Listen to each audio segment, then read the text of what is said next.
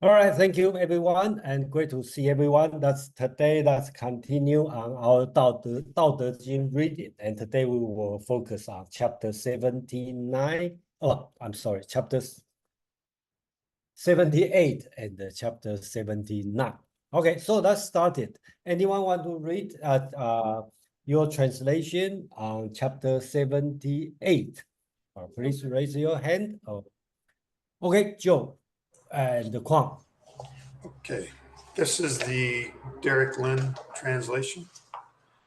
Nothing in the world is softer or weaker than water, yet nothing is better at overcoming the hard and strong.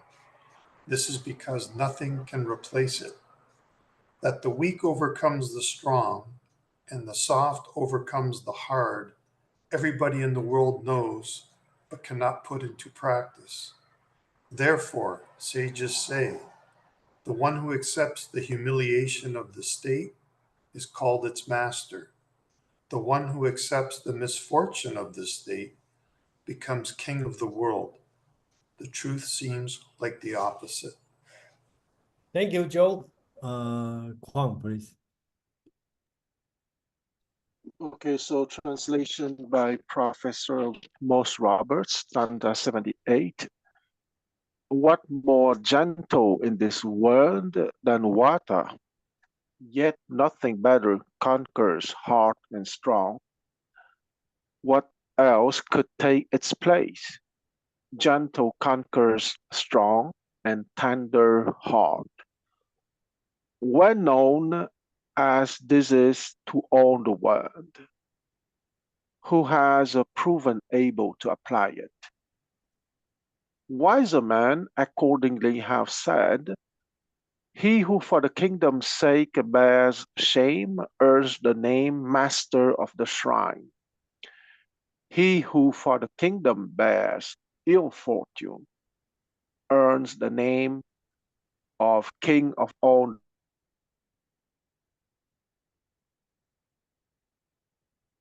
You have the no world. last. True words of truth appear to be. Oh, okay. Yes. So the last line is how untrue words of truth appear to be. Oh, okay, got you. Yeah, thank you. Anyone want to read other version? Kitty, please. Sure. Jia Fu Feng. Under heaven, nothing is more soft and yielding than water. Yet for attacking the solid and strong, nothing is better. It has no equal. The weak can overcome the strong. The supple can overcome the stiff. Under heaven, everyone knows this, yet no one puts it into practice. Therefore, the sage says, he who takes upon himself the humiliation of the people is fit to rule them. He who takes upon himself the country's disasters deserves to be kings of the universe. The truth often sounds paradoxical. Thank you, Kitty. So let me share my screen. And I'll read from my copy. Okay, chapter amount, please. Chapter 78, the De of water. Nothing in the world is more tender nor soft than water, but nothing attacks what is hard and strong better than water does. There's nothing that can replace water. Tenderness can overcome strength. Softness can overcome hardness. Nobody in the world doesn't know this, yet nobody acts on this. Therefore, the sage said, those who receive the disgrace of the state can be the lord of the country, altars of grain and earth and grain. Those who receive the misfortune of the state can be the king of the world. These true words may sound paradoxical. Sorry, let me close the window.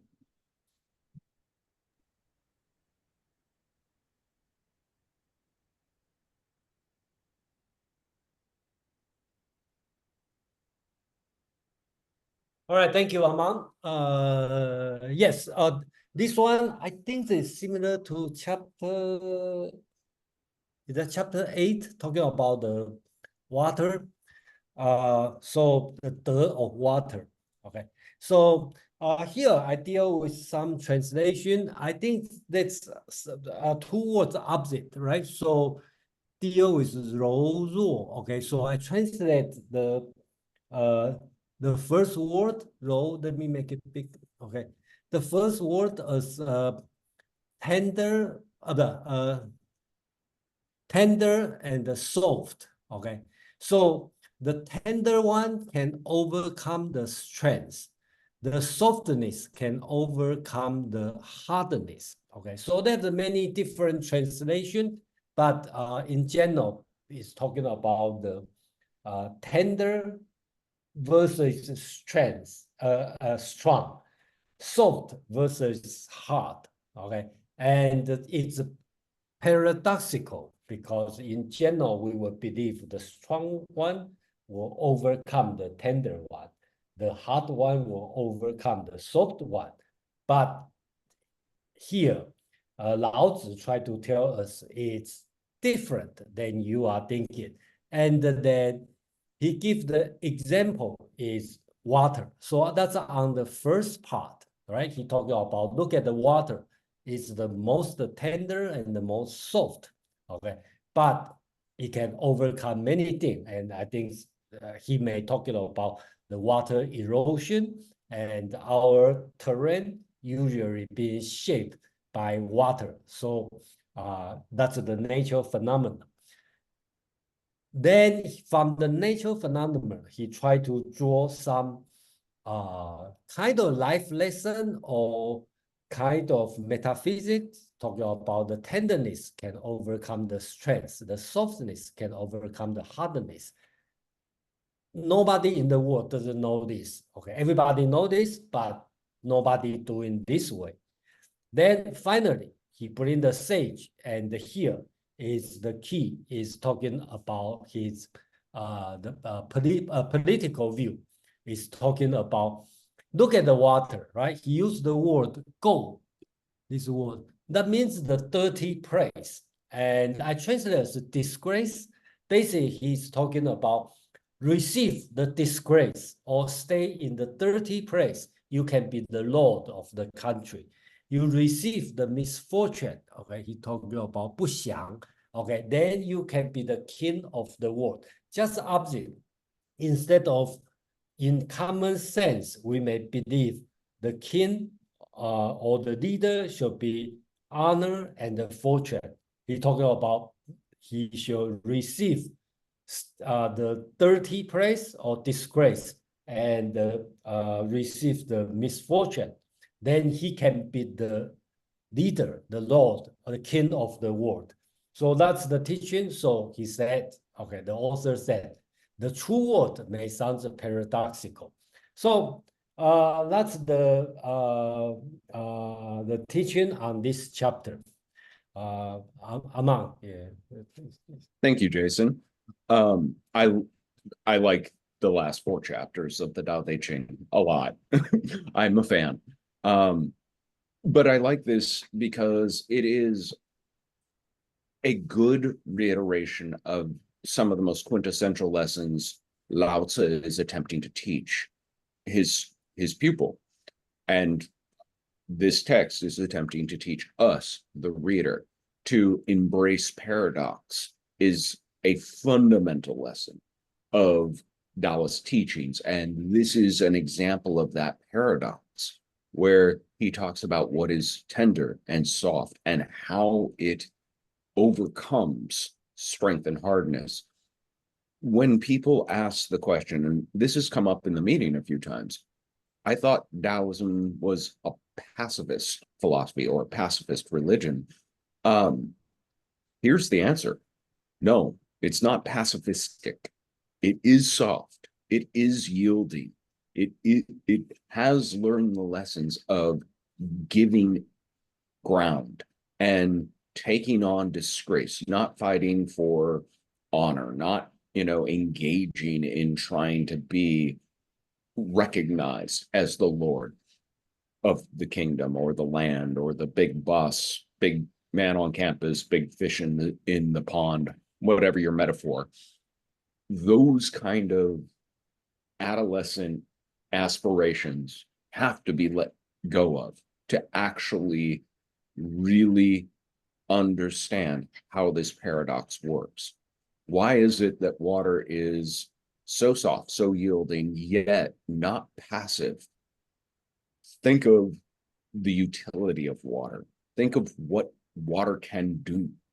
I actually was toying with this passage just the other day in my mind as I had my umbrella out in June in this state, and watching the water just dump out of the sky was an active thing. It's not passive. That water is definitely mobilizing stuff, doing things. I am sitting with an umbrella, and the water indifferently will soak the umbrella as much as me. Whether or not I put it up or I don't, I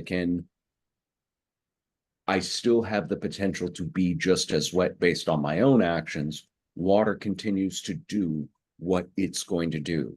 So this idea of soft, yielding persistence and driven focus are baked into the cake. And that's part of the paradox, is to be yielding but not lose focus, giving and tender but not simply to succumb. That is the duh of water that this chapter is discussing. All right, thank you, Aman. Right now, let's discuss this chapter. If you have a question or something you learn from this chapter, please raise your hand. And then, Madeline, please. Yes, hi. Thanks, you guys. Another wonderful translation. I have two questions about the translation. One was that word in the first line, tender, that Jason, you said you translated as tender. I'm wondering what the literal word meant or what the connotation might be. And the other is a question about the one of the last lines. Okay, so thank you. I really appreciate this kind of question or challenge. Okay, so 柔弱. Okay, a lot of things I try to make sure consistent on all the chapter. So I think in previous I already make decision. I'm going to translate 柔 this word as tender, which usually used as opposite of strong. So a lot of translation I heard use weakness, 柔 as use weakness. But if weak overcomes strong, to me I think it's a little bit difficult to get it. But I think tender, and another better word I will consider as flexible, because this word, okay, let me make it larger. If you know this word, they have the wood on the bottom. So basically talking about like willow stick, okay, so it's soft, okay, but flexible. I think that's what it means.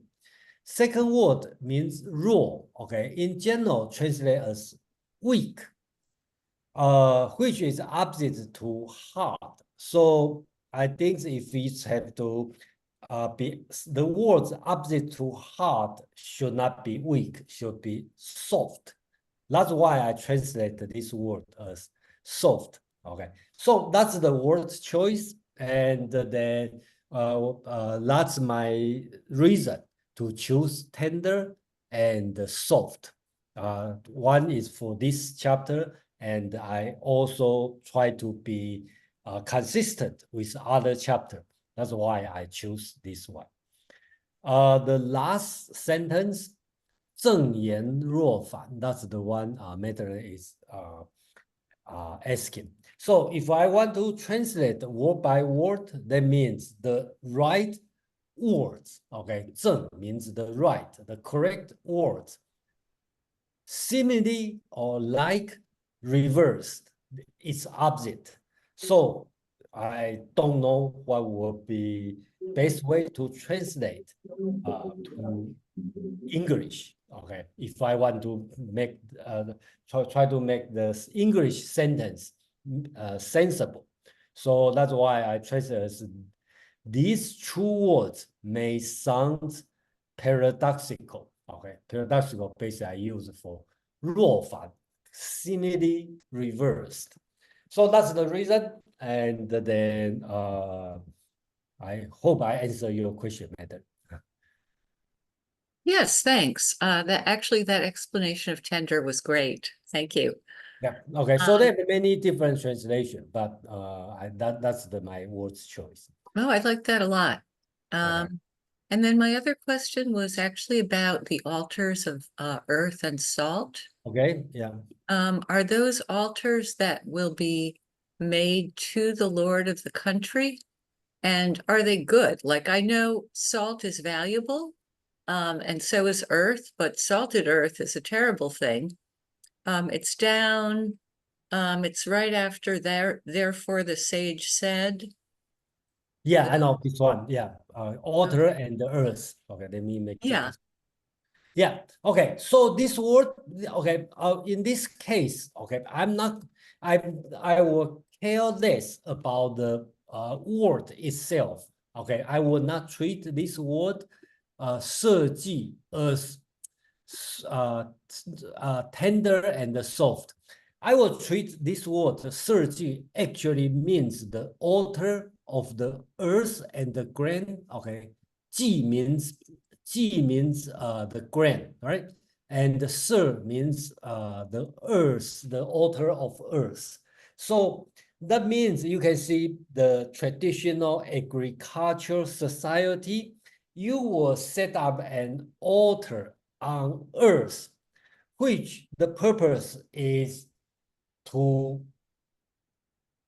worship or hope we will have a good crop, okay, the grain, okay. So who is the person who become the master to host this altar? That must be the lord of the country. So this word 设计 become a common word as the country, the head of state. So I will care less about the original meaning because it has become a package. So that's the reason, I probably will not focus much on the earth and the grain. I will direct translate as the head of the state, something like this. I wanted to add to that because I think it's a good question, and Jason's explanation is absolutely accurate. You can kind of think of that altar as the Western equivalent of what would be known later as the town center. It's the origin point or the central point of the town, the person with rights to actually do anything at that altar is the chief of that clan later, that king later. So it becomes sort of almost a euphemism of the person in charge and an actual place. And you can actually go to cities in China today and find often temples built up around what was many centuries ago that village's altar of earth and grain. Usually not a temple that you would know that necessarily, but they might refer to it as the city's temple. And that's why it's sort of got that synonymous idea with town center. All right, thank you, Amon. Mark, please.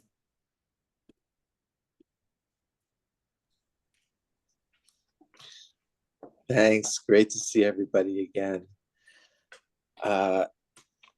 Just a point of clarification about what Madeline was asking me about.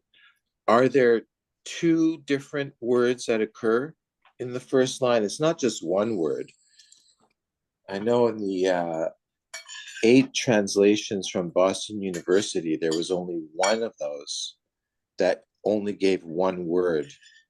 So it's 2 characters.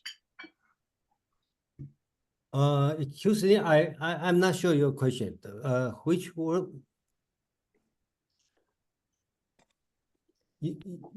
Soft and tender.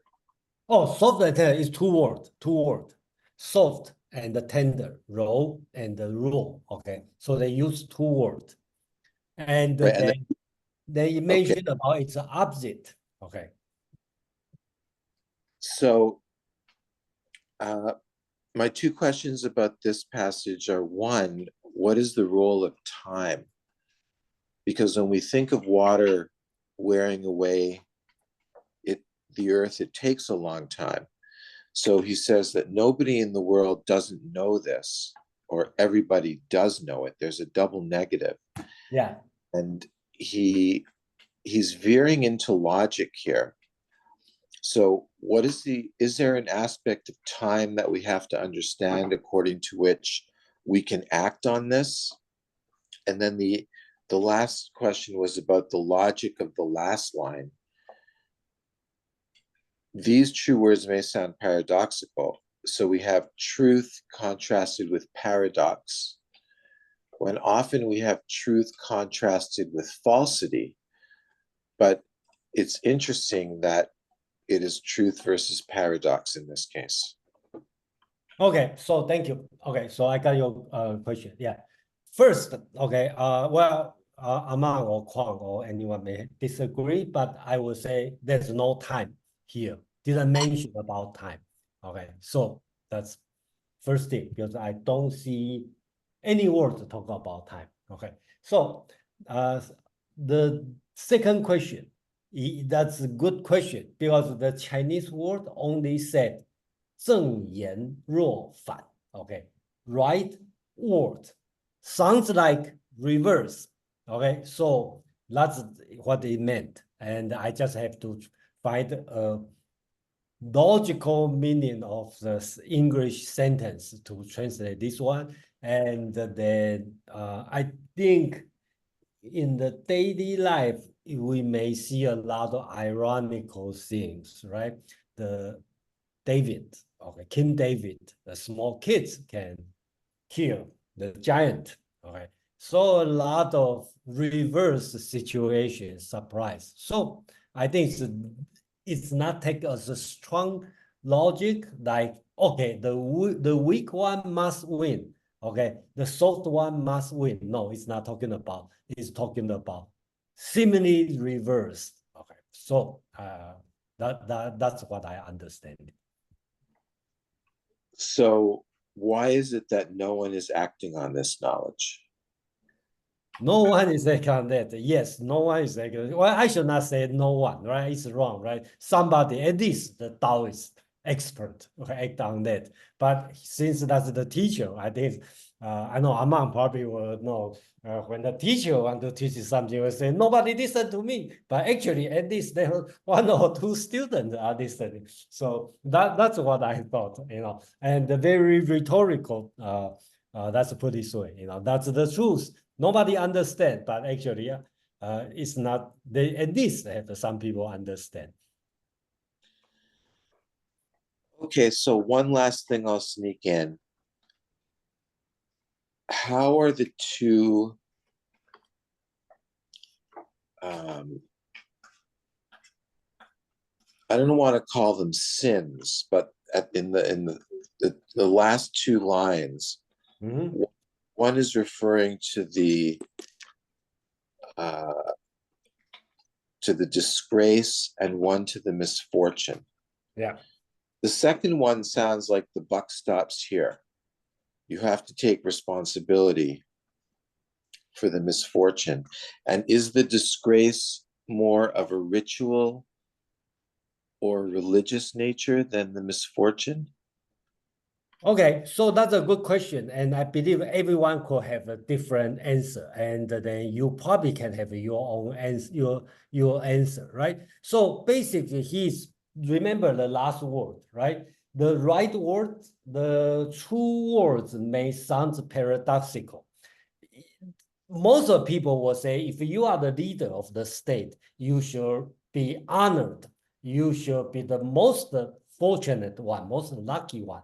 But in fact, you should receive the disgrace, or you should state in the dirty place. In the right Chinese word, they use the word "go." Okay, "go" means the dirty. If you don't wash your hand will have a lot of something called "go." Okay, that means the dirty things. You should, just like water. Okay, water going down usually is a dirty place. So as a leader, you should not, at least that would be my interpretation.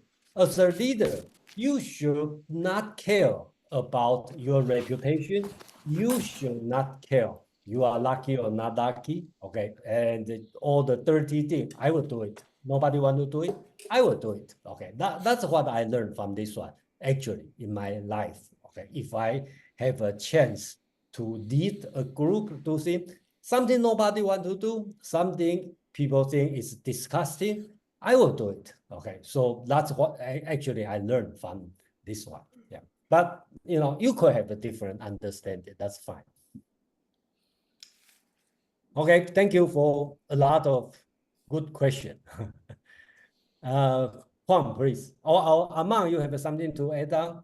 No? Okay, Juan. Actually, I would just add that time is not mentioned. It might be implicit in that if we observe water, we see that it is a function that happens over time. And the literal wording in there is dirty place, or as Jason translates it, I think disgrace fits well. And no fortune, which you could just translate as misfortune. Thank you, Amang. Juan, thank you for waiting. Oh, that's okay. So I would like to say three things. First, about the Shi Ji. Okay, because Shi Ji means the ontour of the land, of the sowing, and of the harvest of the grain. And if you look at the traditional graph for country Guo, you have a big rectangle outside, but inside the rectangle, you have a small square with a short horizontal line. Okay, and that small square with the short horizontal line represent the Shi Ji. And on the right side, inside the big rectangle, you have a ge, meaning a kind of spear, right? So it's the spear, the weapons protecting the Shi Ji, the ontour of the grain and of the land. In remote antiquity, you don't have to imagine something very complex, okay? It's simply a box with a piece of land of that country. That's why you have the square and with a very short line under the square. That being said, I would like to read, because the last four stanzas of poem 78, 79, 80, 81, for me, it's a very paradoxical, precisely, union of what I would call Taoism and Confucianism, because you have not very stark opposition between the two perspectives, precisely. Okay, I think that Professor Robert Morse is quite brilliant in his comment of all those, but I wouldn't just read his comment for the stanza 78 first. So, distinguishing master of the shrine, so master of the ontour of the sowing and of the grain, from king of all the world, Cooley suggests that the former is likely to refer to the ruler of a kingdom, as all of us said in the last 15 minutes. The latter to the son of heaven of the royal Chou court, that is the universal sovereign. Cooley cites the Zuo Chuan, which is a history, a narrative of China, text under the year 594 BCE, which says, as streams and marshes contain filth and hilly woods harbor deadly beasts and fine stones have hidden flaws, so the Lord of the kingdom carries detritus or rubbish, okay? The dirty things that Jason referred to. Modern scholar Cao Heng suggests a link between this stanza and Analects 20.1, in which the ruler says, if I have personally committed an offense, my domains are not responsible. If somewhere in my domains an offense is committed, the blames rest with us. Here you have to understand us as a us of majesty and not of us of plural. So here you see the Tao Te Ching is a Taoist text, but here you see that there is a clear reference to the king of the kingdom or to the universal sovereign to be responsible for the group, which is a very Confucianist concept. And that's why I said many times that the so-called opposition between Taoism and Confucianism is not so stark if we take the epistemological perspective, or I would say the epistemo-ethical behavioral perspective, especially when it is about the ruling class. I stopped here.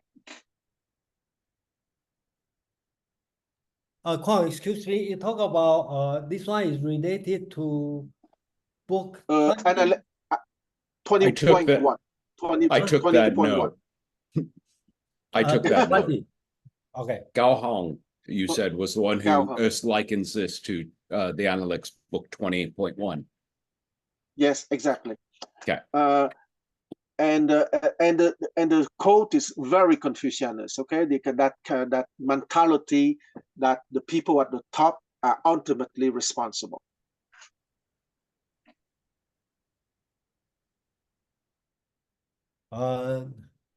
Nick, please.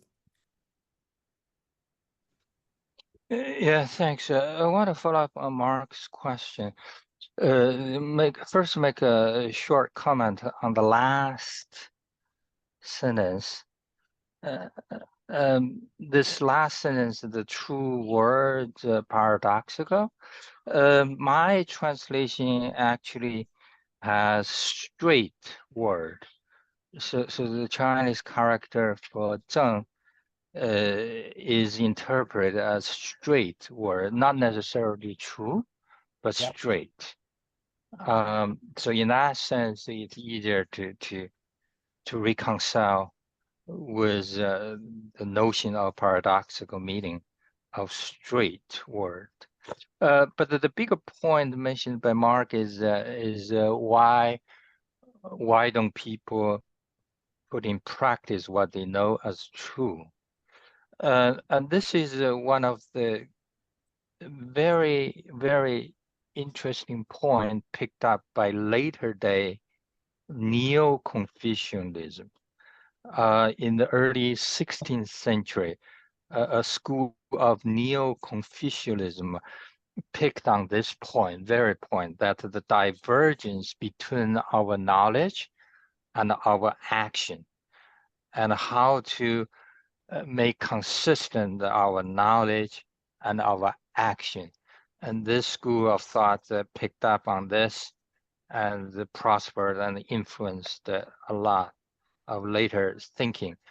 But the major point is that is the realization that a lot of times by knowing something is not sufficient.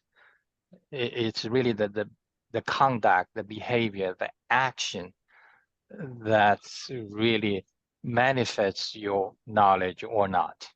Yeah. Yeah, thank you, Nick. Yeah, I agree with you on the translation. I translate as true word, and actually, yeah, you can say it's a straight word, okay, because 正 also means straight, true, right, okay, so there's many meanings. I just have to choose one, and the straight word maybe or a good one, a good word, a good translation, because when you yeah, I think that's another way to think about it. So it's, and another thing when Nick mentioned about the knowing and the action, my understanding is Chinese separate the knowing and the acting, okay, until Nick mentioned about in the which century, 16th, 17th century, Wang Yangmin, okay, he talking about action, and knowing and the action is one, okay, so that's the later story. Yeah. Thank you, Nick, for mentioning this. Joe, please. Okay, my struggle here. Water, soft and tender. Does it also have to contain the strong in order to overcome the strong as well? Maybe. Yeah, probably have the strong inside the weak, right? Or tender, right? Have the strong point on that. We don't know, that's a metaphysical question. Okay. I would actually look to like current and think of how much power can exist in something like that. Not the Yeah. same as strong if you're thinking of like a city wall or a bodybuilder or, a tank. It's not that strength, but it is power. And it does have this sort of gentle insistence. Okay, thank you. Yeah, another way to think about is like the worst, if it's in Japan, the worst situation could be tsunami, okay, it caused by water, okay, so we see water is soft and tender, but the big destruction force is tsunami, which is water. So, Kwang, please. Yes, I would like to just remind everyone that Tao Te Ching is most of the time translated as, in English, the book of the way of virtue, or the book of the way and powers. Okay, so and it's true that the distinction between strength and power is just perfect. Okay, because strength most of the time is a word that would evoke brutality, and power is something that is much more encompassing, meaning the capacity to do things or to influence people. Okay, and it is not through brutality most of the time that we can make things done or to influence people. I stop here. Yeah, thank you, Kwang. Yeah, I think if we translate the Tao Te Ching as the way of power or something like this, you will make a best-sell book or something, best-selling book. Okay, so if there's no more comment, then we are going to move to 79. Okay, please raise your hand if you want to read your translation. Kwang, please. Okay, so translation by Professor Moss Roberts, stanza 79. When great wrongs resolved leave further wrongs behind, what good will come of that? When wise men hold the left half-thorny pledge, they do not press their debtors for their debts. Men of virtue hold the tally pledge. Men lacking virtue work pursuing claims. Heaven's way does not show kingship favor, but rather joins with good and decent men. Thank you, Kwang. Any other version or anyone want to read different translation? No? And we can go to our, oh, Well, yeah, actually, I really like to hear some I'll, other I'll, translation. I'll read one. Yeah, Joe. please. Joe will read one. Yeah, Joe, please. Okay. After, Derek Lynn again, sorry. After settling a great dispute, there must be remaining resentments. How can this be considered good? Therefore, the sage holds the left part of the contract, but does not demand payment from the other person. Those who have virtue hold the contract. Those without virtue hold the collections. The heavenly Tao has no favorites. It constantly gives to the kind people. Thank you. Joey, please.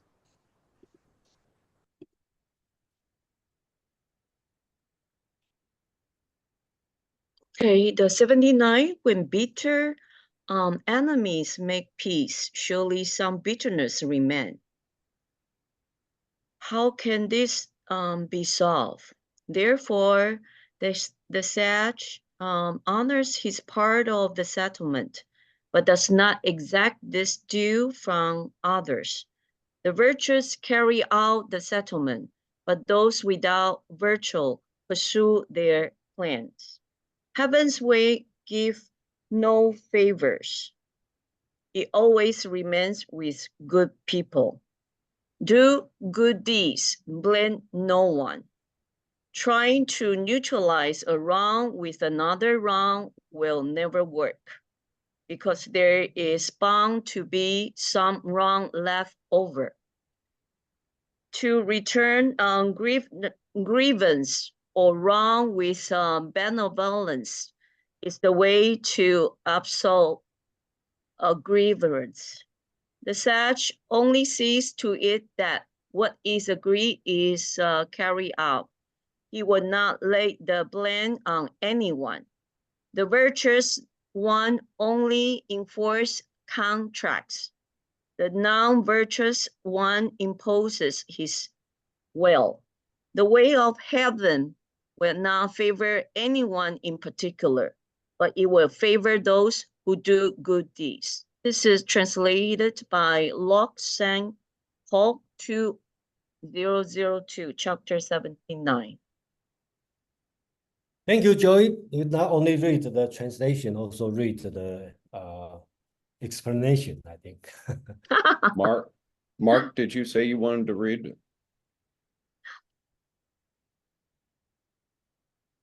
No, I'll hold off. I think we got some good ones.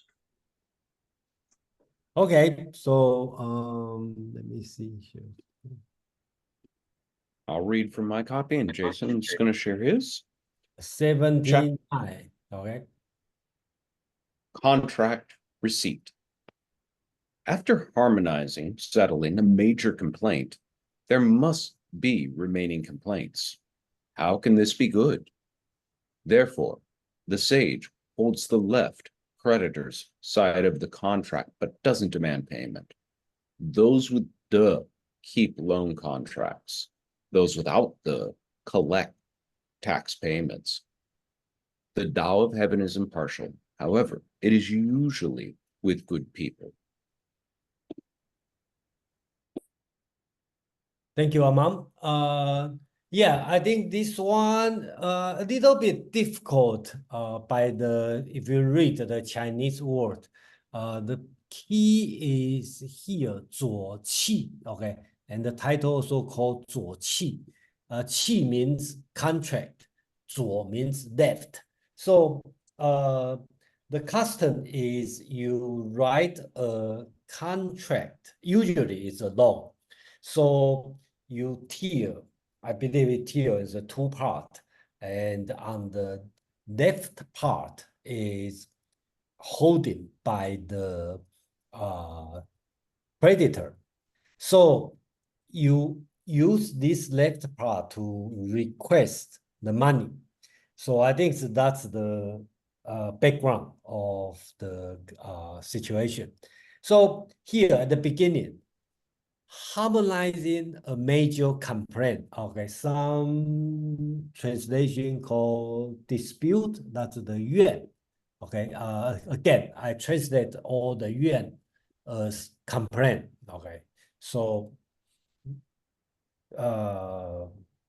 so settle the complaint or dispute, okay, by harmonizing. Harmonize is not enough because according to the author, you harmonize it, you still have something left. So that means negotiating, try to do, it's not the right way to do. So that's why the author brings sage.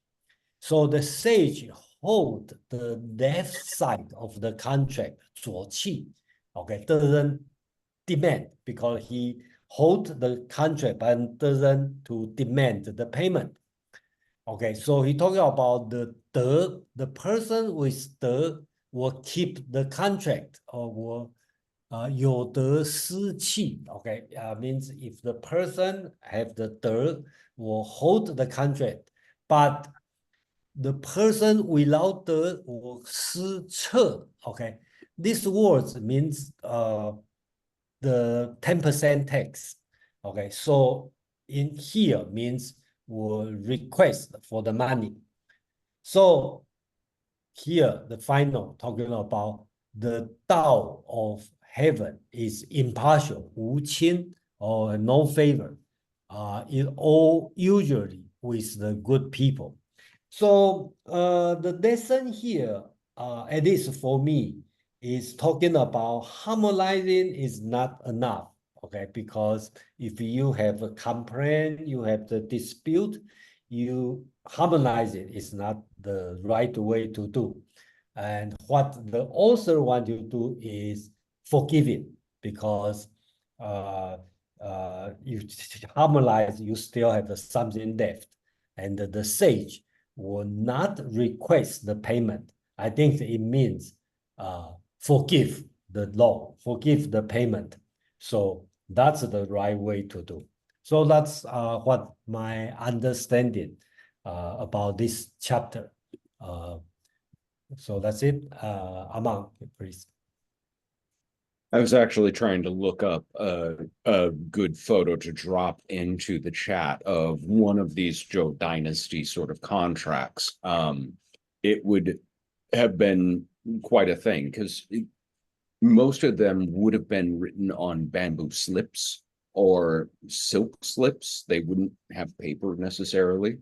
And one of the things that was really telling is that the creditor, you typically would have a seal or a chop that they would stamp the contract with, and that's where it was broken. So the person who has that part of the contract always has proof that is my debt to collect. The advice here is very interesting because he's saying you want to be the one with the right to collect the debt. You just should never do it. And that's, again, this idea of potential power, this buildup of potentiality. If people are in your debt, but you're never collecting on that debt, those people remain in your debt.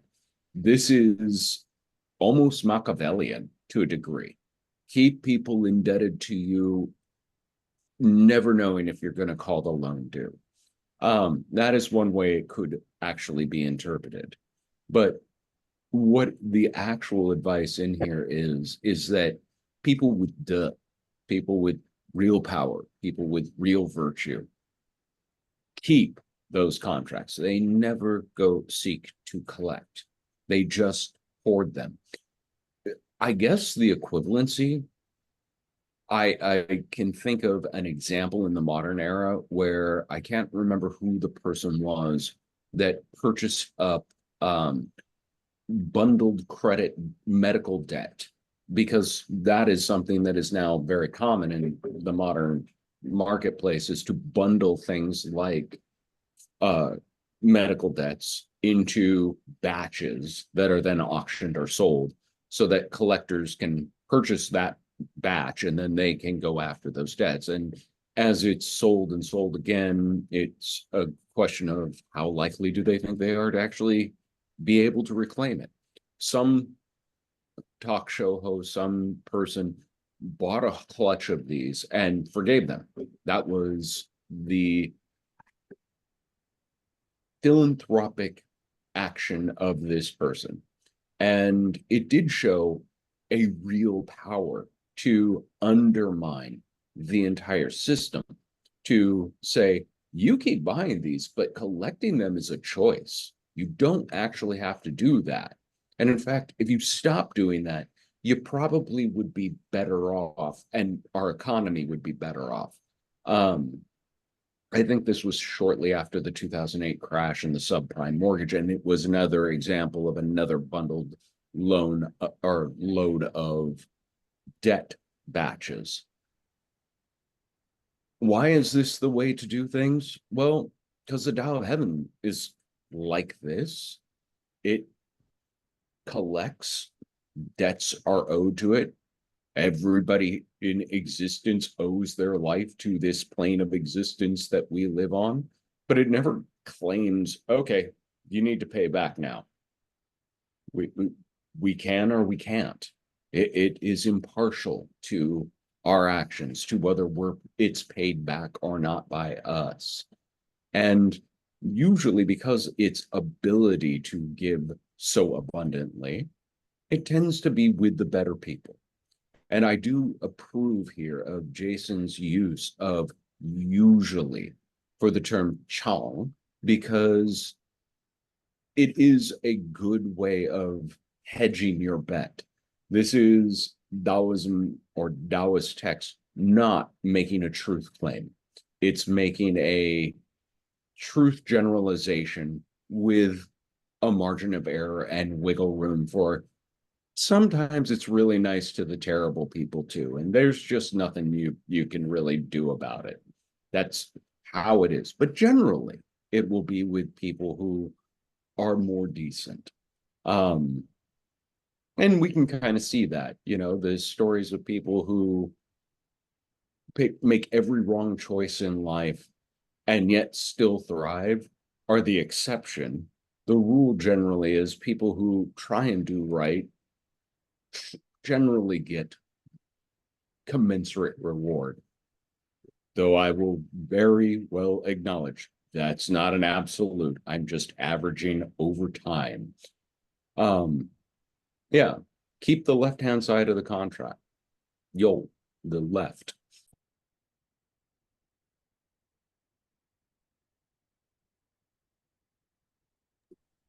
Thank you, Amam. So that's give some time to discuss or ask your question. We have a Donna, please.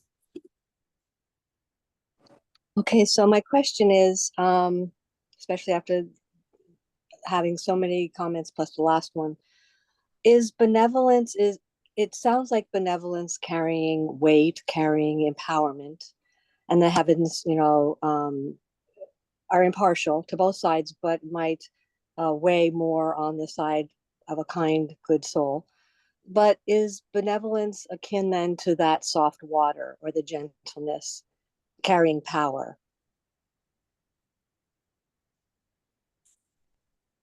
So your question is about benevolence. Am I right? Yes. And I think that was in one of the translations. Joy, I forget who. Is there has a benevolence here in this chapter? As I don't as see in, it. I'm sorry. At least I don't see any word could be possibly translated as benevolent. Did Joy read something? And then there was that in her, was it Joy? When Joey reads, Yeah, I thought I heard that word. Yeah, you can say it, okay. The reason let's say I forgive the loan, okay, I forgive the payment because I'm benevolent, okay, so I forgive. Yeah, you can explain in this way, but on the text, there's nothing to say about benevolence. Let's put it away. So it might not really be that graciousness or forgiveness still holding the power because they owe you because you forgave them or you let them go of their debt. But that's not necessarily. That's not necessary for whatever Uh-huh. reason. Okay, so I may hold you hostage. Let's put it this way. I forgive. I didn't request it. Let's say, assume you owe me money, and that I didn't request the payment. I may not have just benevolence. I may have the bad intention, right? I want to hold you, okay, hostage, so I can. So at least the text didn't say anything. Okay, if you just read this one, and of course, benevolence is one of the reasons, and then I could be be generous, okay, and then I don't want to cause any trouble. But I would tend to interpret this one is because this chapter start with complaint, yuan, right? The purpose is to resolve the complaint, the dispute. So I will take the word contract or payment as metaphor, because let's say we have some disagreement. The best way is forgiving. I will take this way, but since that's a text without any background, anything, you can have your own I interpretation. see. Yeah. Great. Thank you so much. Thank you, Donna. Okay, so Madeline, please. Yeah, thanks. Well, this is a beautiful one. It would never occurred to me that there was a Machiavellian aspect to it. I was seeing it really more kind of in Kantian terms, really. You know what the right thing to do is. You go ahead and do that. Don't be like the tax collector running around hectoring people about everything, trying to get them to do the right thing. You just do it. And the people you've made an agreement with, whether it's tacit or explicit, whether it's about trust or money or meeting someone somewhere on time, whatever it is, they know what their side of things is. They hold the other half of that contract, and it's up to them to fulfill it. Yeah, thank you, Madeline. Yeah, and then if we read, or if I don't have a chance to take a close look on Han Feizi, another legalist philosopher. He has his essay has 55, I think it's 55 chapters, and there's two chapters is interpretation Lao Tzu. Okay, so his interpretation of Lao Tzu is very Machiavellian style. Okay, so you can read in this way. Okay, it's not unusual to, well, I would say, if you want to read the Machiavellian way, you can read this way. Okay, so that's common. Let's put it this way. Second thing I want to talk about is at least that's my understanding on this chapter. I'm thinking just opposite than legalism. I'm thinking about is the author is talking about to resolve or to have a good society is not using reward and the punishment, is forgiving is the best way to do. That's what I read. It could be totally different than Machiavellian way to read it, but I read it is forgiving. If you can forgive is the best way. Reward and the punishment is not the right way. That's what I see on this one. Kwang, please.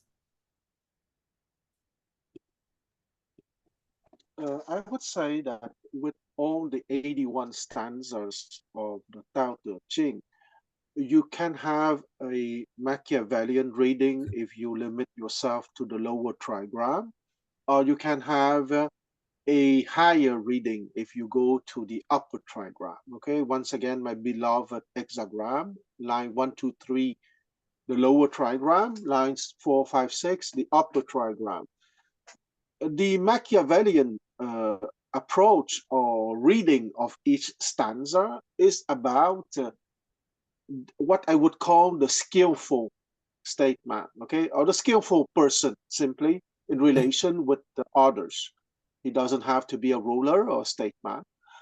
There is a lot of stories during the time of Confucius and before, a little bit after, of feudal lords that would burn those debt contracts precisely in order to gain the respect and the gratefulness of people. And in those stories, later on, most of the time, that feudal lord would need the help of those people he has forgiven the debts before, and those people would help him or them. One famous example that I'm sure that Jason knows is Meng Chang-jun, okay, the Lord of Meng Chang, and there are a lot more lords of that period, of the Warring State period, having that Machiavellian approach precisely, okay, that I would call line 3, which is the highest of the animal kingdom or of the lower trigram. But someone can, of course, forgive the debts or forgive anything in relation of the fact that person has a higher epistemological development and has a good heart. And precisely, it's about the first 2 lines of the stanza. When great wrongs resolve, leave further wrongs behind. What good would come of that? In the sense that if you try to resolve something and you did not manage to achieve perfect justice, and which is most of the cases, it's very difficult to achieve perfect justice in a quarrel, well, you will leave scar, a psychological scar on the side of people who which felt that they did not receive a perfect and fair judgment. And it would bring on, okay? And once again, I want to show very clearly the ideal of Taoism, meaning the highest epistemological development, and also the preoccupation of Confucianism, meaning how to rule in a practical way the state. Because let's not forget that during that time, you have feudal lords fighting with each other.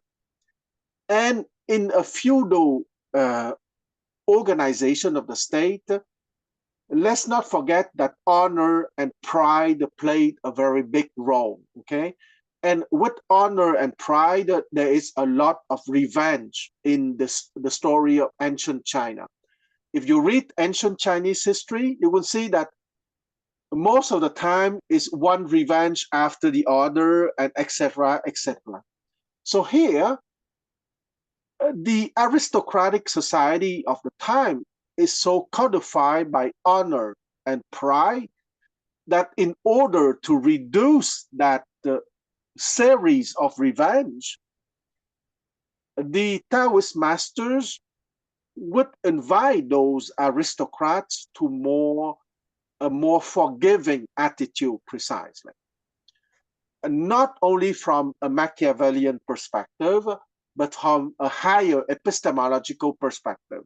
But I would push my reasoning as far as to say that even if they apply the advice only from a Machiavellian perspective, it's already a big improvement compared to the series of revenge that characterize the history of ancient China. I stop here. Thank you, Kwang. We have Paul, please. Hi.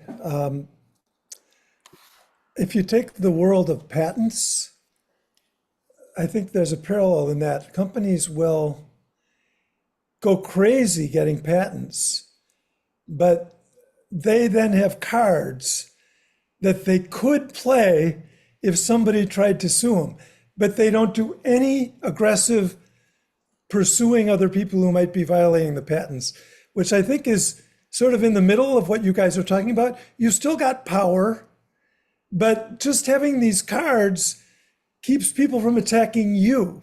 So it's just another view add. And that isn't Machiavellian at all. So just a thought.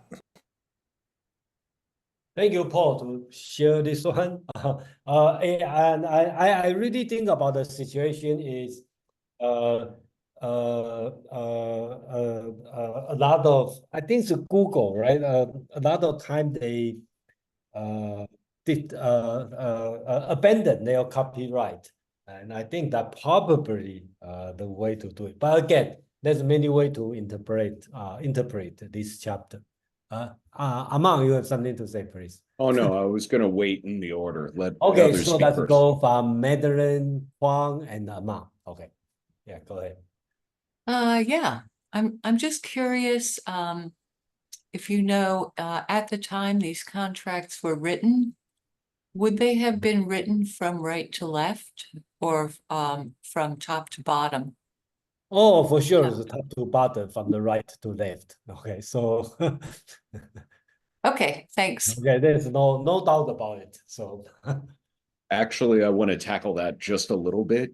So something like what I'm wearing around my necklace would be a tally that a merchant might use, where the contract was written down it would be stamped with a chop, and then you can see just how I would break it and hand it off. This is why the left-hand side is what remains with the creditor.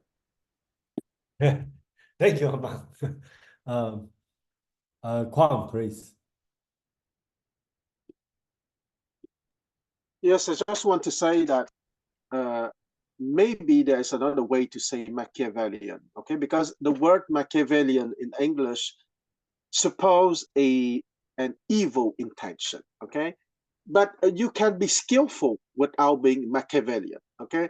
I would suggest that someone could act out of compassion or of pure awareness. That is the best, of course. But you can act out of being skillful, meaning that you don't want to make things worse, but you don't necessarily have evil intentions. And I would say that to be skillful is a kind of human possibility, human possible achievement compared to the perfect shining forth of absolute awareness, which is a much higher epistemological development, but which is not evil, because if you're skillful, you don't want to make things worse. It doesn't mean that you are evil. I stop here. Yeah, I thank really you. enjoy. Yeah. I'm really enjoying this. And I'm sorry I opened this can of worms by bringing up the very Machiavellian reading of this chapter. Potentially, there are absolutely more benevolent ways to understand this chapter. And even though the term benevolence isn't used directly, there is a sense of benevolence if you are collecting from, if you're giving to other people. First of all, you have to have been giving to them for them to owe you something. And then you're never collecting on what they owe you. That is an act of benevolence. I wanted to introduce one practical version of this that actually shows up in Tai Chi practice in a term called Chi Chu, which I'm dropping into the chat there. Chi Chu literally translates to eat loss. And this is a term that you'll see in Tai Chi from Tai Chi practitioners and sometimes from Chinese medical practitioners. It's interpreted to invest in loss. And that is something that confounds a lot of early practitioners. The way I like to kind of explain it or think of it, when you do Tai Chi, you do the same slow, stupid movement again and again and again. and you do it repetitively, and you do it slowly, and you do it thoughtfully. And then after the 10,000th time you've done it, you're not thinking about, am I doing this right? In fact, you're thinking less and less about it. You are investing in losing your investment in it, your time consumption to it. That has many implications. The example I give to people here in a Western society, most of us learn to drive a car. And if we learn to drive a car, we started doing it with a white monkey knuckle death grip, able to see 2 feet off our bumper, sweating cold bullets in every car passing way too fast by us. But we did it again, and we did it again, and we did it again, and we did it again. And by the 12,000th time we are in the car, we're not at 10 and 2. We may have a hand on the wheel. We're not staring 2 feet off our bumper. We can look a mile up the road, or we could sit and, look at our phone while we shouldn't be. If we don't have music playing, someone to talk to, the window down, some additional stimulation, what we have lost, the investment we have put here has lost us so much from the anxiety of the exercise that we can zone out into highway hypnosis. That's a known thing. Investing in loss, eating the losses, is something that is a paradox. How am I getting better by doing less of something?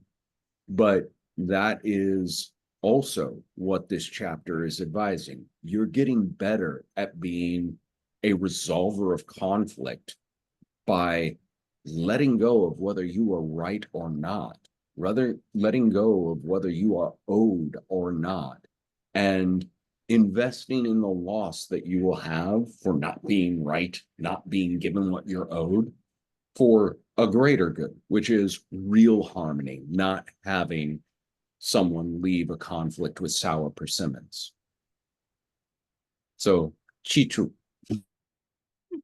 Thank you, Abam. Joe and Joe, please. Problem I'm having, if the intent is benevolence, why would you do a contract in the first place? If there wasn't something in that intent of having something over somebody, so that in the future, they always feel that. Yeah. I'll tackle that. Okay. It is not do a contract to resolve conflict.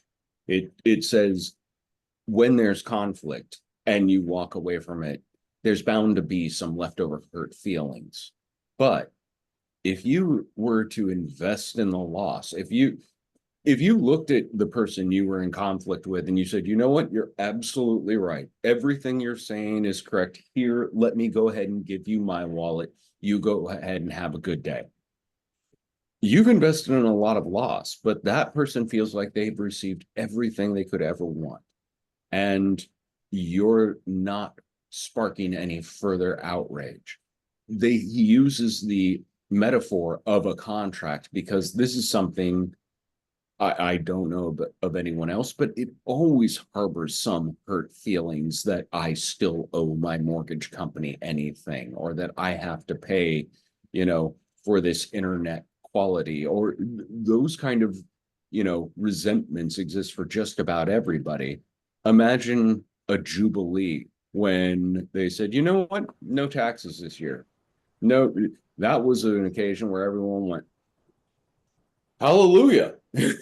And they didn't question whether it was right, whether it was good for the kingdom, whether they simply took it as a good thing. So when you are in that position of power and you can be the one to offer me quicker internet, if instead you just go ahead and charge me what I'm already paying, I'm going to hate you a lot less than if it's just going to be a little bit more. And by the way, don't you dare ever be late on a payment. Thank you, Amam. Yeah, let's go from Joy, please. Yes, I think this sentence of 79, especially on benevolence, I think it's very important in this this chapter because there's a two word that he say, 安可以为善. Shan is something is very kind, benevolence. And also at the end is 常与善人. So those is two word is something that you do kind to the other, but in fact is kind to yourself too. And it's very important, but most important thing, I think, forgiving is one thing, but you are not allowed the wrongdoing, keep on doing the wrong thing again and again, or, offend to the other. I don't think that is the right thing because at the end, it say forward, 天道无亲. 天道, that is the way of heaven or the righteous of the justice. There will be no any like mercy or anything that it will have the way that to do the right justice to whoever doing the wrong, whoever doing the right. But I think it's most important for me to my opinion is reminding you don't pay back or the revenge or eye to eye, something that some people doing something wrong or you do the same thing back to the other. That is the kindness to yourself, because sometimes if you do something wrong, you don't have a peace in your heart. And for whoever you own some debt or whoever you do something wrong, you already lost the peace. And you already, lost maybe a lot of good things.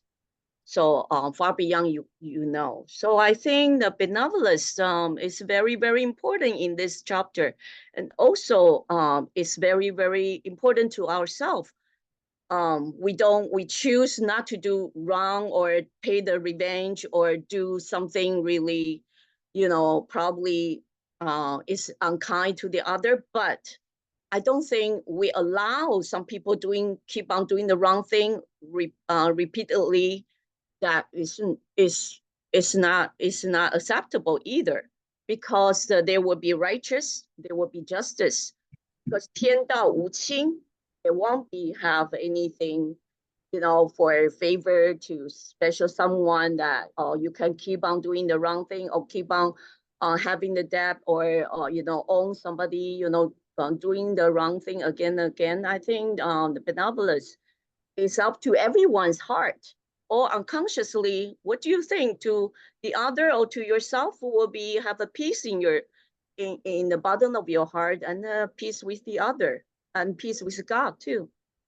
What I think. Yeah, thank you, Joey. Okay, you read "san" as benevolence. Okay, yeah, that's another way to read it. Okay, Kwang and Nick. Okay, Kwang, please. Yes, I would like to piggyback Joy too, because Shan can be translated as goodness or kindness. And I want to relate it with the man of virtue hold the tally pledge, man lacking virtue work pursuing claims. So here, I think that precisely the word virtue that can be translated by power, I think that we have to understand it as the power of infinite awareness that would make you capable of letting go. Okay, because many has come back to the fact that it is better in most situations to let go rather than to absolutely want to prove that you were right and you have the right to claim the debts or etc. Right? So that attitude of letting go, but spontaneously, it's because you have that power of infinite awareness that would make you capable of kindness and of goodness. And once again, I want to come back to the epistemological development with the three major timeless forms of beauty, goodness, and truth. And beauty in Chinese is, of course, Mei, but in the epistemological development, beauty in Chinese is not Mei, it's Yi, meaning justice. So that capacity to embody justice in a specific situation is given by the fact that you have that power that would translate into kindness, and that kindness that would establish justice. Okay, I just want to read it again.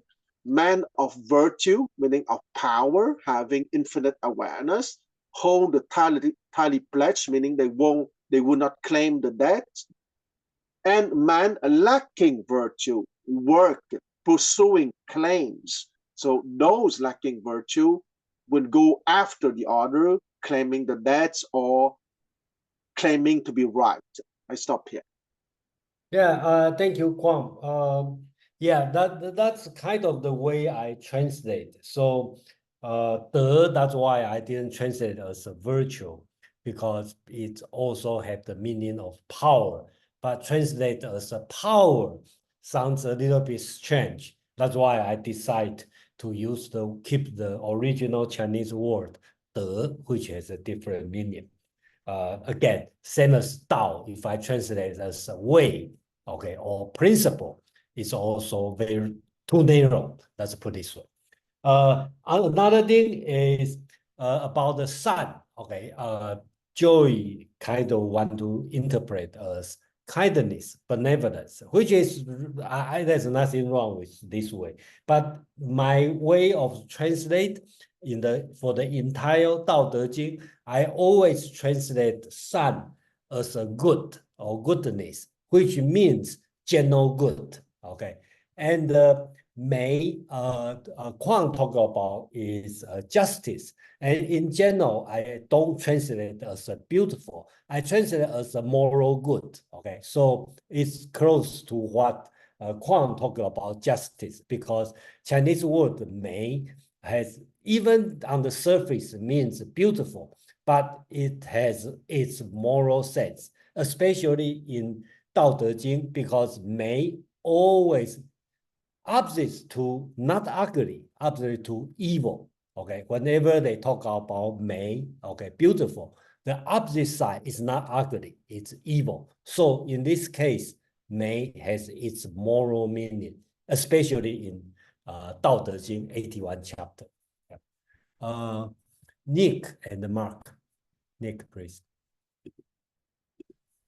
Yeah, I just want to comment quickly on amongst reference to eat loss.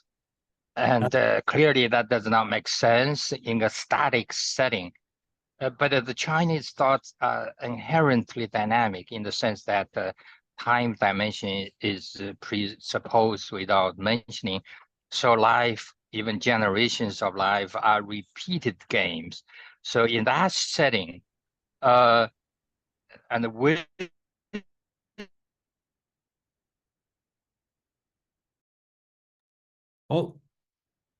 Sorry, Nick, are you still there?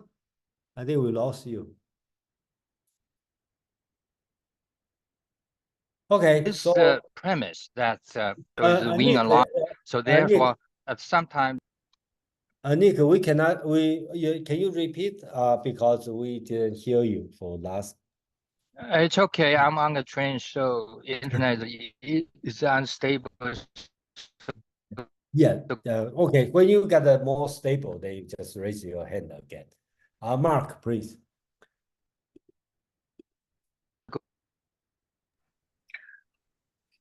Okay. Go ahead with others. My question was about, okay, can you hear me, Nick? Yeah, I can hear you. Mark, please. Okay.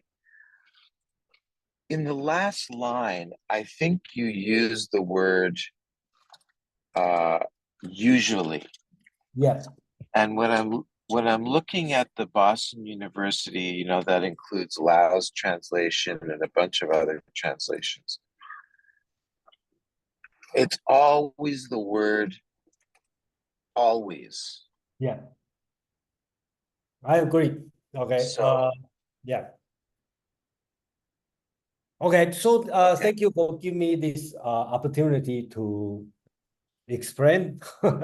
Yeah. I do translate this word 长 as usually instead of always.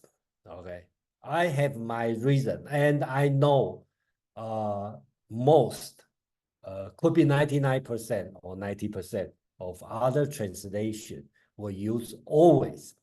I look through and then I make a conscious decision to avoid always. Because if you look at this word 长 in Chinese daily use, I think it doesn't mean always, it means usually. Okay, always to me is a higher percent. Always associate with must or associate with some absolute. 长 is more like a daily life. So my reading in Tao Te Ching or all the Taoism texts, I read is more on the daily life. I remember Madeline talking about every day. Okay, so something like this. So I do see Tao as a everyday thing. Okay, so I translate 长 this word. Most of the translator will translate as always, but I translate as usually or usual. So yeah, okay, that's I need to explain. Okay, and then of course I'm not sure you always work or not, but so far so good. At least I feel that's a good choice, at least for myself. Amang, I think you had something to say. I wanted to endorse this because this was a conversation that we had early on. The very opening lines of verse 1, Tao Te Ching, Tao Ke Dao Fei Chang Dao, Ming Kang Fei Chang Ming, have been heard 1,000 times by 1,000 different recipients as the Tao can be Taoed, not the permanent Tao or the always Tao or the forever Tao. But this idea of impermanence is something that is quintessential to Taoism, as is the lack of absolutist truth claim. Like I was just saying before, giving yourself that 2% wiggle room. And so I've actually come to see translating, using the interpretation of Chang as usual, or I put into the chat often. It can also mean frequent, everyday, common, general. It's meant to be not elevated into this sort of awe-inspiring great thing. It is meant to be so common, so frequent, so everyday that you don't see it as sort of awe-striking. And you will see that inconsistency in our translation versus many other translations, but it's a very intentional one that I've grown to endorse a great deal because I think it captures some of the most quintessential sentiment of the Tao Te Ching in that simple word choice. Yeah, thank you, Amang. Yes, and another reason is this. If you look at the 长, this word, it original means something like the clothes, and not really underwear. It's I think it's between the formal dress and the underwear. That's something they call 长. Okay, that's the kind of clothes. I'm not very familiar, but kind of clothes. Okay, you are wearing. I think it's wearing for the dead people. Okay, I'm not very sure, but it's kind of close. So okay, that's the reason. Okay, and of course it's a decision we make. Okay, but I hope it work. But I as I said, I believe so far so good. So okay, so any other comment? Looks like we have no hand. Okay, Madeline, please. So In other words, now the opening chapter can be the Tao that can be told is not the usual Tao. That's right. That's I would do for the Very interesting. yeah, and then of course I'm welcome for any kind of challenge. And then if you feel not right or different, yeah, sometimes I think that's the way, because I don't see Tao as something very high. I see something very common. Okay, I think that's the way I see it. And Jason, go ahead. Yeah. And does that harmonize with the idea from, I think it was the previous chapter, that things are often their opposite? So what is always might be usual, and what is usual might be opposite, might be always, but you never know. On the previous chapter, that's talk about the right word, or use nick the translation. Yes. Fake word. May sounds okay. Paradoxical. So in my understanding, the Taoism in both Zhuangzi and Laozi is not using the word very precise. Okay, they use the word not very loose. Okay, seemingly kind of, this kind of way, not a strong,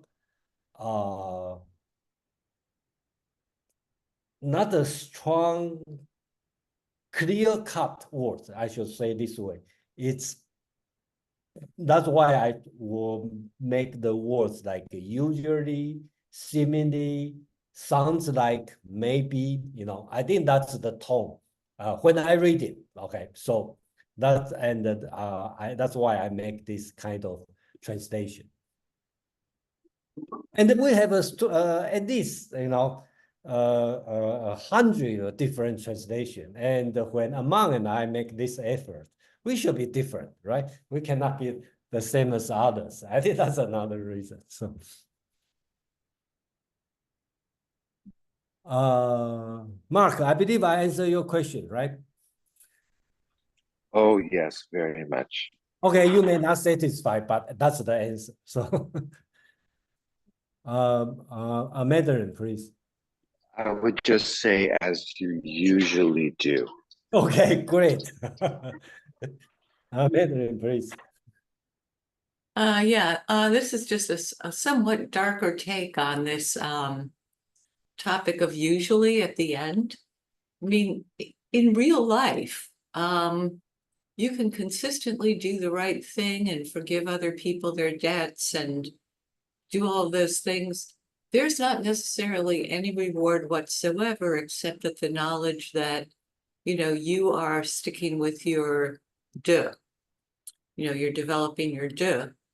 And so this usually or always, or, whatever word it is, seems more like it's in the realm of the advice to the young lordlings, of trying to give them some sense of a material incentive for doing the right thing until they're mature enough to understand that it's worth doing for its own sake. Yeah, thank you, Catherine. Yeah. Joe, please. Okay, question for my confusion here. In that last line, always to me implies 100% of the time. Usually, often, frequently doesn't. So is that to suggest that, because my translation says the heavenly Tao has no favorites, it constantly gives to the kind people. So does that imply that sometimes it doesn't? Yeah, And why would it not? I will see this way. You don't see always the good piece, but good person get a good result. Okay, That's the reality. So I Yeah. was this way. Yeah. So it doesn't work on a more a higher level of just At least satisfaction? I don't see this way, you know. I'll Okay. put it this way. If you translate this as it's always with the good people, then you run into the problem of theodicy, the problem of evil. Why do kids get cancer? It's inexplicable. And so, again, that hedging your bets, leaving room for the fact that no, sometimes it's not how you prefer it to be. It's not as benevolent as we'd like it to be.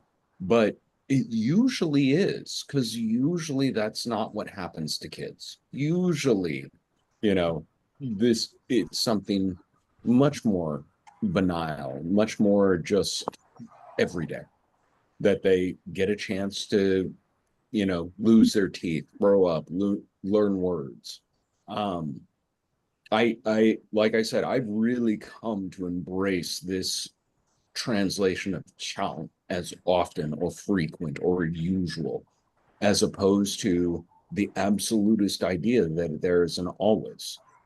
As soon as you get into always and never, you're into the concrete thinking that you hear from every 14-year-old when they tell you about their diet and that they have always liked chicken nuggets or they've never eaten, ranch with their fries. So how would the Tao explain the example you gave of the child? The Odyssey, it doesn't have to, because it doesn't make a claim that there is an omniscient benevolence. It recognizes, in fact, it says the Tao treats like straw dogs. The good and bad alike get rained on. The good and bad alike will suffer drought. It's not going to play favorites necessarily. um, it generally goes better with the people who aren't avarice, aren't greedy, aren't, solipsistic and self-absorbed. That usually is a recipe for disaster. Not always, but usually. Okay, thank you. Yeah, well, I think we will, that's one of the reason, after next week, we read 80 and 81, we will like kind of fast read, okay, from 38 to 81. Each chapter probably take about 10. Let's go through, among and I translated the text. See, is that consistent or is there any problem or anything, I think that's important. Um, I believe our translation kind of bring the text, the ancient text, down to the earth, become more daily life, less religious, like less absolute, uh, less Less serious, obtuse. less serious than this way. Okay, so that's the purpose. Okay, and you may disagree, and probably another 90% of the scholar may not do this way. But as long as this way read makes sense, then it has its own meaning. So that's the purpose. Again, there's another 200 different translation out there. There's no reason we put a lot of effort and which is consistent with all another 200 versions. So, Madeline, please. Yeah, I was just thinking about that last line. Again, now I'm thinking about that heaven, whether it all, let's say usually, often whatever gives to the virtuous or to the benevolent. I think that we have all been assuming that what the benevolent gives to the person who's in their debt and the type of thing they receive from heaven are the same. But in fact, heaven may be giving them something that is not qualitatively the same as what they are giving to other people? Okay, I think here is forgive me to be a little bit picky here. Madeline, you mentioned this the last sentence. Okay, it's usually with good people. Okay, so 常与善人. So this word 与 again, you can translate as giving. So the heaven usually reward the good people. But remember, I translate as with. Okay, I have a purpose on that because I read this 与 not as giving. I read it as together. Okay. Accordingly, what's the meaning? Okay, not giving. So I try to avoid like the heaven has reward and the punishment, this kind of concept here. So that's I would like to explain.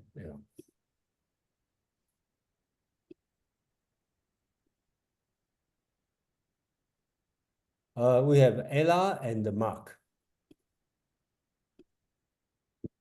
Thank you. Great presentation. And I'm thinking about a follow-up idea to Aman's last statement and the discussion in general here. Okay, so Aman, with your insight that the Tao would have to be ontologically, I'm adding words here, you can switch it if you need to, but I'm summarizing. The Tao cannot be ontologically omniscient. So I get that because that would set up the problem of evil would have to be justified as a part of it. And I think that's what you were saying. So understanding that, and certainly that's, it's difficult. It's difficult for humans to accept because then you acknowledge pain and suffering in the world. However, so I would suppose then the idea is that those who are in alignment with the Tao would therefore create a better world for themselves and other people. And I'm wondering if this is a part of the whole premise. I'll leave it there. I think you have a excellent grasp of this. I would say that Confucians were better at the other people. Taoists were much better at creating better for themselves. Just classically speaking, it was a philosophy that really lent itself more to the self and cultivating the self almost independent of what's happening outside of you and other people's machinations and or complaints or issues. You learn to just sort of yield to the slings and arrows of life. And that made most Taoists pretty inoffensive in society, as long as they didn't do things like come down out of the mountains and rent out an entire brothel for the weekend. That happened many times. But yeah, the idea that what is the goal here? If the Tao isn't going to take care of you, it's not, a father figure in the sky that's going to hold your hand. So what is it? It's the omnipresent background substrata of existence and the pattern that works on everything else in the world undeniably that you can only either chafe against or learn to be sensitive to and mold yourself to it as much as possible. Later, culturally, as religious Taoism developed, then the imperative of others actually did come into play, because you had a community then that you were actually engaging with, and it wasn't just about you, it was about also serving that community. But at this level of the text, in these what could almost be called proto-Taoist texts in the Tao Te Ching and even the Chuangzi to a lesser degree, you're really dealing with self-cultivation, self-development with the Tao, not necessarily accounting for everyone else. Like I said, Confucians got that better. They really did with the idea of Ren. Thank you. I appreciate that answer. Thank you so much. Mark, please. Madeline drew my attention to the idea that what the wise person gives back to the debtor, or the debt holder gives to the debtor, the debt holder also receives from heaven. And that reminded me of karma.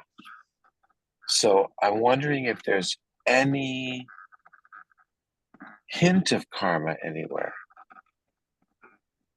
My answer is no. It's something that, okay. My answer is no, but of course you can have a different interpretation, because you probably will see I try very hard to avoid any Buddhism interpretation, okay, in this text. Yeah, we have said there has a lot of similarity from Buddhism thinking, but when I make a translation, I just don't want the word I translate have any Buddhism idea there. But when you read it, you may connect with what you understand about Buddhism. So that's fine, and that's probably the purpose. But I just try very hard to avoid any Buddhism word in the text. Okay. And I would add, those hints are enough there that my teacher often said, you know, when Taoists met Buddhists, they were talking for 300 years before they went, oh, wait, this isn't just foreign Taoism. There's something else actually happening here. And the Buddhists kind of felt the same way. And when we get to the invention of Chan Buddhists, which later becomes Zen Buddhists, you have what Professor Edward Slingerland refers to as Taoism in Buddhist drag. Yeah, it's that's perfect right, but the text itself has no. For example, people like to use emptiness to translate the xu. Okay, that's the word. But I don't see that xu is the same as kong. Okay, because they are different. Okay, in Buddhism, talk about emptiness, sunyata. It means it's existential condition. It's empty from the beginning.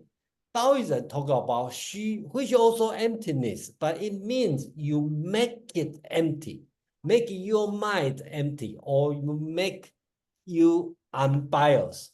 So you can say they are the same, but as a loyal translator, I have to distinguish. But sometimes I have to agree. I may work too hard and turn out, those, yeah. But I will. That's my effort. Okay, so we have Kwang and. Okay, so I also want to say that spontaneously I would answer like Jason. Okay, there's nothing to do with Buddhism. However, I would like to add also the following thing. There's a major notion in Buddhism that is very important, that is the law of causality. Okay, and I would say that if you read Taoism, there is something in the background of Taoism that can be called the law of causality, in the sense that if you lack virtue, if you are not capable to know your mind, there will be behaviors with an S that would reflect that relation of cause and effect. Okay, a ignorance of your mind, and I'm sorry, ignorance of your mind sounds so Buddhist, but forget the Buddhist context, okay? Because everyone can say the ignorance of your mind, or the unconsciousness of your mind, or the fact that you don't pay attention to what. I'm sorry, I need to go, and Kwang, go ahead, continue on that. I agree with you on the causation part, okay, and we probably should have a further discussion on this. Okay, I'm sorry, I have something I need to leave now, and I give the host to Amang, again. Okay, I'll cool. stick around for about 5. So Okay, so bye, Jason. So I just want to say that even if in Taoism it has not been conceptualized as the law of cause and effect, or the law of causality, for me, the two perspectives on reality are truly rooted on the notion of the law of causality, as of here. no, I think, Juan, you're absolutely right. There is so much in terms of similarity of depth of self-exploration. That was probably a good portion of what made for that centuries-long dialogue between Taoist and Buddhist, because you can just imagine, a couple of merchants, and along comes a Buddhist monk. Oh, you meditate like this. Well, we do it like this. And, they had enough common ground. The Confucians hated the Buddhist. They found many things to object to in the Buddhist teaching, starting with cutting their hair and ending with renouncing the family, both anathema to Confucian values.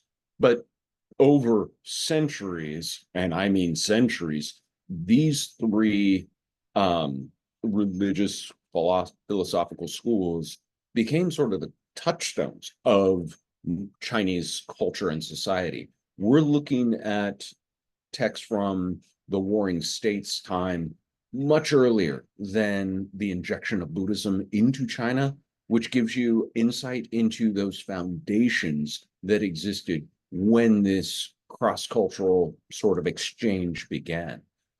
Yulia asked me something in the text, and I'm going to take advantage of having just 5 more minutes as host, about next translations. I am completely at Jason's disposal. What he decides he wants to tackle, I am absolutely here for. I eat that loss. I invest in that loss. But if I had my druthers and I could pick one thing, I would love to tackle Journey to the West, because no Chinese text that I can think of synthesizes those different schools of thought quite as well, even though it lands very heavily in the Buddhist column, but it lambasted at the same time. There's a scene of monkey peeing on the Buddha's finger in his own protest. And so nobody gets away untouched from the author's sort of breakdown of all these,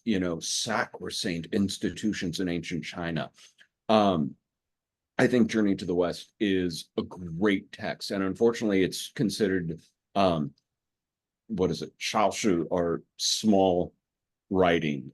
Fiction was not well treated well in much of ancient China, even through pretty much the Ming Dynasty. Fiction was still seen as lesser text or small words, shaoshua, small words. So yeah, that would be all the scholars read them. Yeah, everybody did.